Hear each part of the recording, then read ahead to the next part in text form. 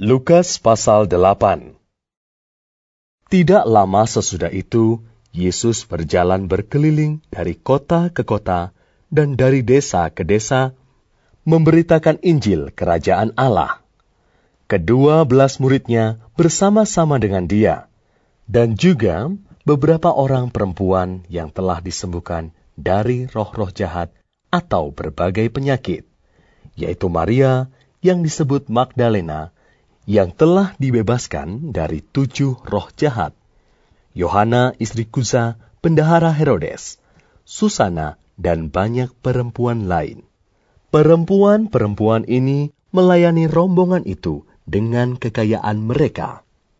Ketika orang banyak berbondong-bondong datang, yaitu orang-orang yang dari kota ke kota menggabungkan diri pada Yesus, berkatalah ia dalam suatu perumpamaan. Adalah seorang penabur keluar untuk menaburkan benihnya.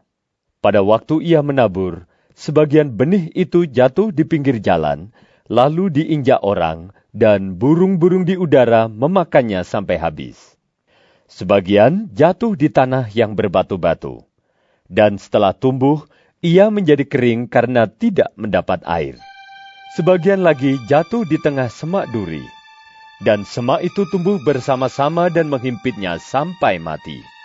Dan sebagian jatuh di tanah yang baik, dan setelah tumbuh, berbuah 100 kali lipat. Setelah berkata demikian, Yesus berseru, "Siapa mempunyai telinga untuk mendengar, hendaklah ia mendengar." Murid-muridnya bertanya kepadanya, apa maksud perumpamaan itu? Lalu ia menjawab, "Kepadamu diberi karunia untuk mengetahui rahasia kerajaan Allah.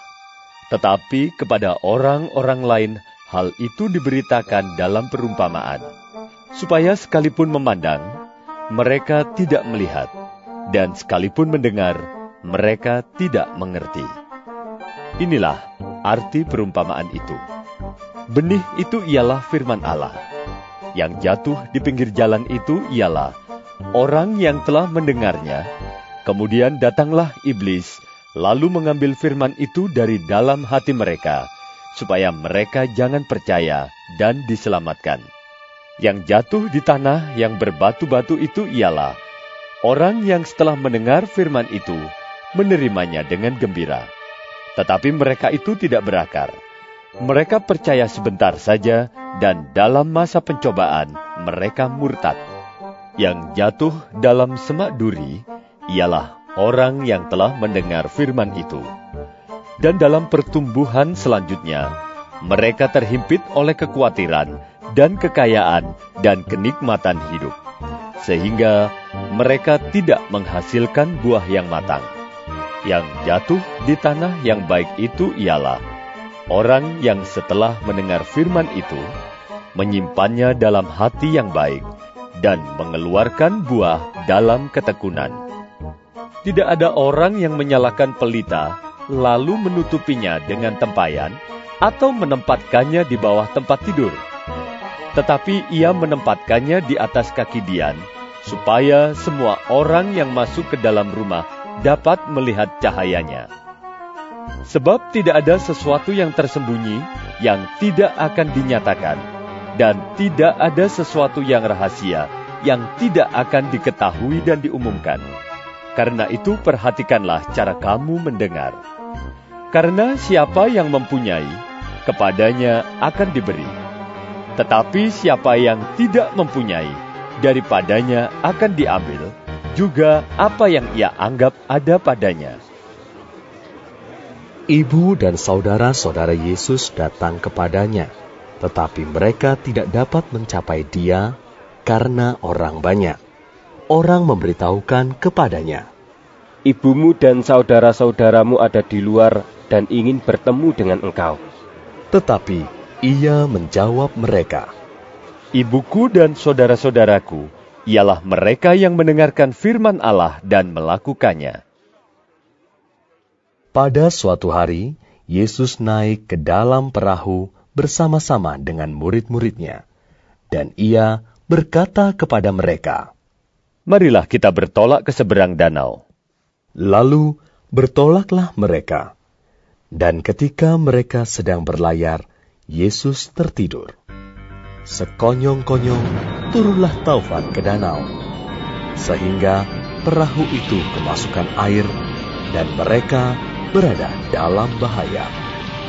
Maka datanglah murid-muridnya membangunkan dia. Katanya, Guru! Guru! Kita binasa!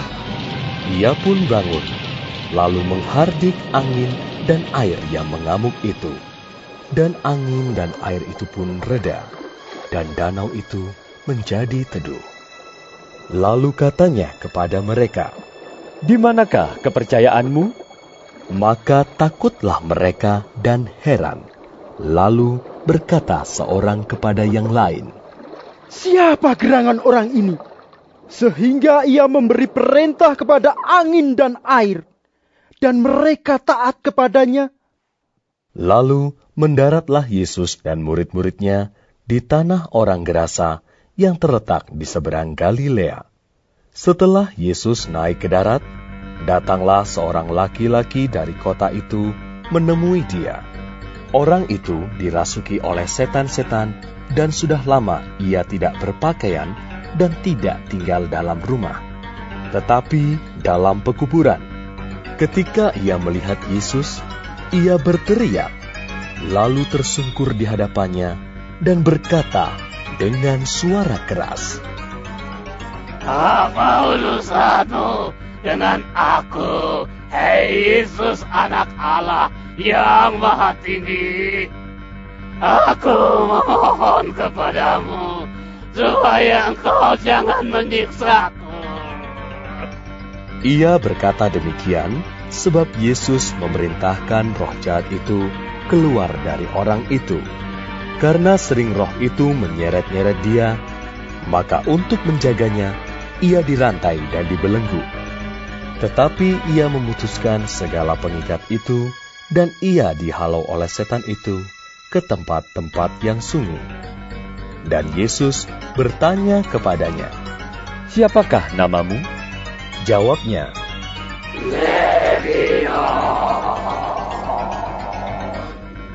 karena ia kerasukan banyak setan. Lalu setan-setan itu memohon kepada Yesus, supaya ia jangan memerintahkan mereka masuk ke dalam jurang maut. Adalah di sana sejumlah besar babi sedang mencari makan di lereng gunung. Lalu setan-setan itu meminta kepada Yesus, supaya ia memperkenankan mereka memasuki babi-babi itu. Yesus mengabulkan permintaan mereka. Lalu keluarlah setan-setan itu dari orang itu dan memasuki babi-babi itu. Kawanan babi itu terjun dari tepi jurang ke dalam danau, lalu mati lemas. Setelah penjaga-penjaga babi itu melihat apa yang telah terjadi, mereka lari lalu menceritakan hal itu di kota dan di kampung-kampung sekitarnya. Dan keluarlah orang-orang untuk melihat apa yang telah terjadi. Mereka datang kepada Yesus dan mereka menjumpai orang yang telah ditinggalkan setan-setan itu duduk di kaki Yesus. Ia telah berpakaian dan sudah waras. Maka takutlah mereka. Orang-orang yang telah melihat sendiri hal itu memberitahukan kepada mereka bagaimana orang yang dirasuk setan itu telah diselamatkan. Lalu seluruh penduduk daerah Gerasa meminta kepada Yesus supaya ia meninggalkan mereka, sebab mereka sangat ketakutan. Maka naiklah ia ke dalam perahu, lalu berlayar kembali. Dan orang yang telah ditinggalkan setan-setan itu meminta supaya ia diperkenankan menyertainya. Tetapi Yesus menyuruh dia pergi. Katanya, Pulanglah ke rumahmu, dan ceritakanlah segala sesuatu yang telah diperbuat Allah atasmu. orang itu pun pergi mengelilingi seluruh kota dan memberitahukan segala apa yang telah diperbuat Yesus atas dirinya. Ketika Yesus kembali, orang banyak menyambut dia, sebab mereka semua menanti-nantikan dia. Maka datanglah seorang yang bernama Yairus. Ia adalah kepala rumah ibadat. Sambil tersungkur di depan kaki Yesus, ia memohon kepadanya supaya Yesus datang ke rumahnya, karena anaknya perempuan yang satu-satunya, yang berumur kira-kira 12 tahun, hampir mati. Dalam perjalanan ke situ, Yesus didesak-desak orang banyak. Adalah seorang perempuan yang sudah 12 tahun menderita pendarahan, dan yang tidak berhasil disembuhkan oleh siapapun. Ia maju mendekati Yesus dari belakang dan menjamah jumbai jubahnya. Dan seketika itu juga, berhentilah pendarahannya. Lalu kata Yesus, "Siapa yang menjamah aku?" Dan karena tidak ada yang mengakuinya, berkatalah Petrus, Guru, orang banyak mengerumuni dan mendesak engkau. Tetapi Yesus berkata, "Ada seorang yang menjamah aku, sebab aku merasa ada kuasa keluar dari diriku."